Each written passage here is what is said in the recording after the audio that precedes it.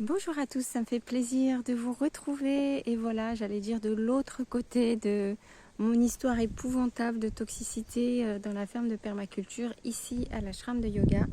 Je précise bien encore une fois que c'est pas l'ashram de yoga qui pose problème, mais c'est la relation que j'ai eue avec les deux personnes avec qui je travaillais. Alors j'aimerais vous raconter maintenant qu'est-ce qui se passe, l'après permaculture, voilà, parce que je suis en plein dedans. Je pensais pas que ça allait arriver. Mais en fait, comme quoi, tout est possible dans la vie, c'est mon cerveau qui bloque. C'est exactement la même chose que pour la mort de ma sœur jumelle. Je ne pensais pas qu'une chose pareille pouvait arriver. Et c'est arrivé, et je suis encore là pour vous parler, alors que je ne pensais pas que c'était possible de rester vivante après une séparation pareille. Donc voilà, bienvenue à vous si vous êtes nouveau sur cette chaîne. Voilà, j'ai déjà abordé le sujet, j'ai créé cette chaîne simplement pour témoigner de la façon dont on peut vivre et survivre après le deuil. Et là, c'est pas un deuil, j'allais dire, disons, un peu moins fort que les deuils en général. C'est le deuil majeur de ma vie, c'est le deuil de ma sœur jumelle. Voilà. Donc, je vous invite à vous abonner si vous en avez envie, si vous voulez rejoindre notre petite communauté. D'ailleurs, au passage, je remercie toutes les nouvelles personnes qui se sont abonnées et qui me soutiennent déjà, qui m'envoient des commentaires. Vraiment, je vous remercie. Et de consulter toutes les vidéos que j'ai pu mettre avant. Alors au départ, c'était vraiment pour parler du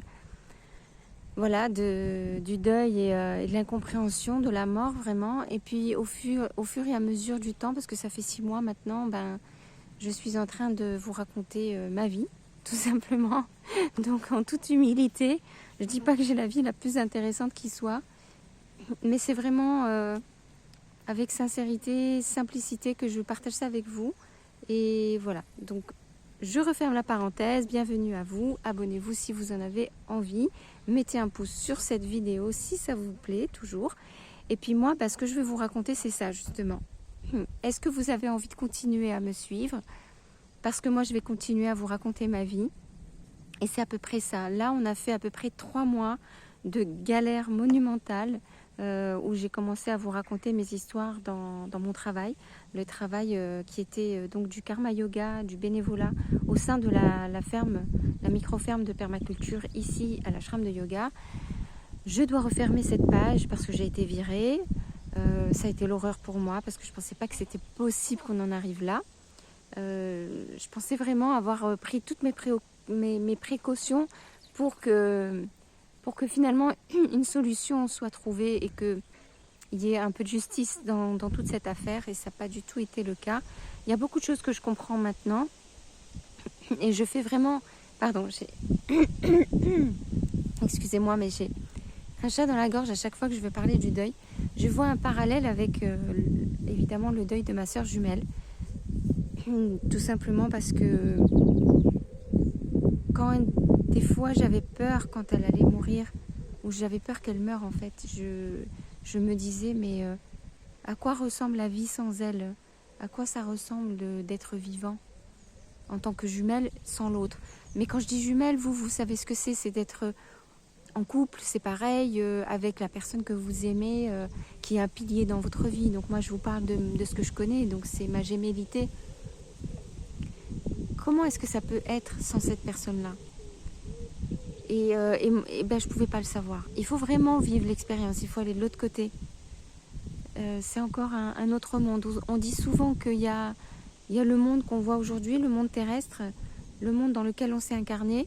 Il y a l'autre monde qu'on appelle l'au-delà, le monde invisible. Alors, on essaye de rentrer en contact avec nos défunts, etc. Et puis, il y a ce troisième monde pour moi qui est le monde... qu'on a toujours connu, qui n'existe plus. C'est le même décor, simplement on ne vibre plus de la même façon. Ça y est, la terre est vide en fait, la terre est vide, la planète est vide. On a l'impression que notre vie est finie, mais en fait on est encore là, on est encore vivant, on ne sait pas pour combien de temps, et ça n'a aucun sens. Voilà, cette autre vie, donc pour moi c'est ma deuxième vie. Je sais que j'aurai donc ma troisième vie quand je serai morte, et que je me dis, après avoir vu le film, comme vous savez, le film qui m'a fait du bien, c'est No Solar, du Brésilien, maintenant que j'ai vu ce film, et je m'accroche vraiment à ça parce que ça me fait du bien. Et je ne veux pas savoir si c'est vrai ou si c'est pas vrai. Moi, j'y crois. Et depuis que je l'ai vu, je me sens mieux. Quand je me sens mal, je pense à ma soeur. Je me dis, je sais où elle est maintenant. Je l'imagine dans son univers comme ça, dans son univers parallèle. Je me dis, je sais où j'irai, moi, en fait, quand je vais mourir. Donc déjà, j'ai un peu moins peur, je vous avoue, de cette histoire de mourir. J'ai toujours peur de cette histoire du moment de la mort, parce que c'est toute ma vie, vous allez le voir. Hein, vous n'êtes pas tombé sur la vidéo d'une personne, on va dire un gagnant dans la vie. Je m'en sors très très bien, mais disons que je ne suis pas la personne qui fait rêver de loin, on va dire, immédiatement. Hein. Si vous me voyez là au milieu de la communauté de l'ashram, je suis toujours derrière, pas toujours complètement, mais disons que je prends pas vraiment la parole, j'ai pas confiance en moi, enfin bref, c'est pas franchement une personne comme moi qu'on a envie de suivre. Mais j'ai des périodes où je suis beaucoup mieux dans ma peau et j'arrive simplement à transmettre ce que j'ai en moi. Et heureusement que ça touche des personnes. Les personnes que j'ai en face de moi en ce moment ne sont pas du tout sur cette vibration. Et moi-même, je me sens extrêmement vulnérable à cause de ce deuil. Puis j'ai quand même aussi le deuil de mon père qui a 10 mois d'intervalle. Mon père est mort et ensuite ma soeur jumelle. Donc ça fait quand même beaucoup. Donc je suis pas une guerrière en ce moment, on va dire. Et en même temps, vous voyez, hein, si vous m'avez suivi, que je me bats de toutes mes forces. J'essaye toujours de garder ce qui compte pour moi, c'est l'intégrité. C'est vraiment une valeur qui est très importante. La vérité aussi. Et je ne parle pas de chacun sa vérité, etc. Je parle simplement de rester ancré sur des faits objectifs, de commencer par ça. Et puis ensuite, chacun peut effectivement ressentir les choses d'une autre façon, mais au départ, il y a quand même des faits objectifs.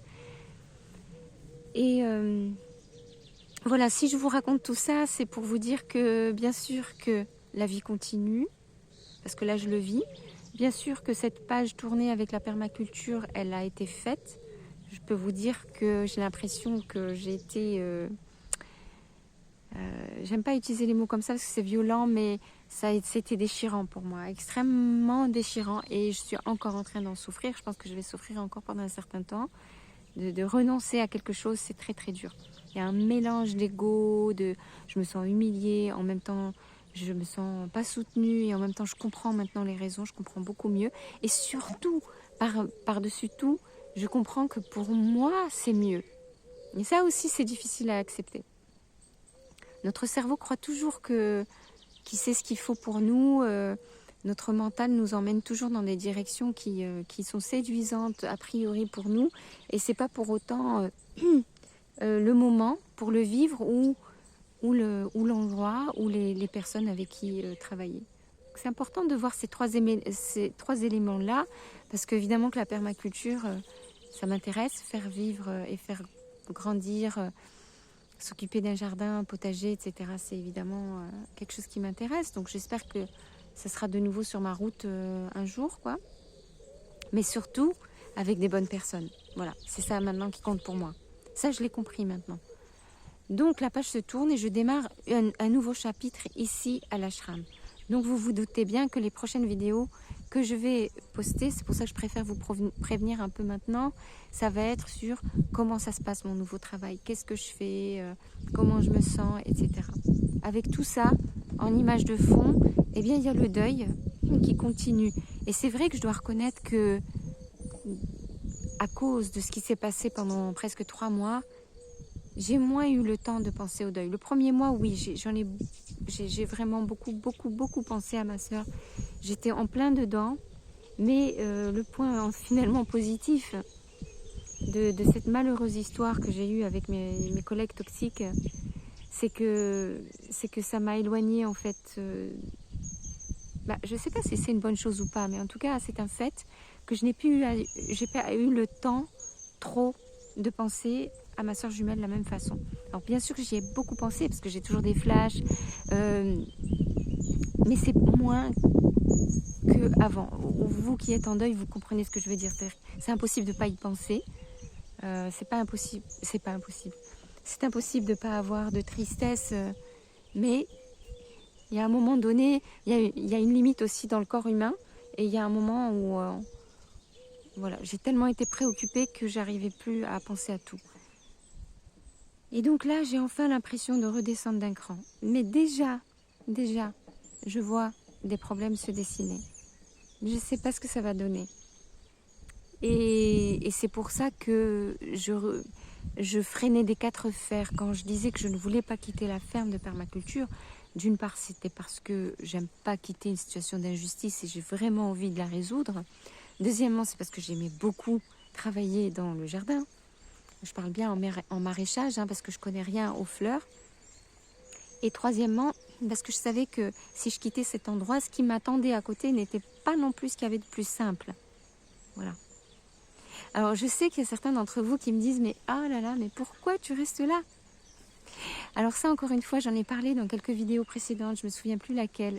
Mais j'aborde ces questions-là dans ce que c'est que pourquoi faire du karma yoga. Alors peut-être que vraiment, il faudrait que je refasse une vidéo là-dessus. Voilà, pourquoi on fait du karma yoga? On n'est pas obligé, on choisit cet endroit-là, c'est un lieu de spiritualité. Donc je ne vais pas redire ce que j'ai dit.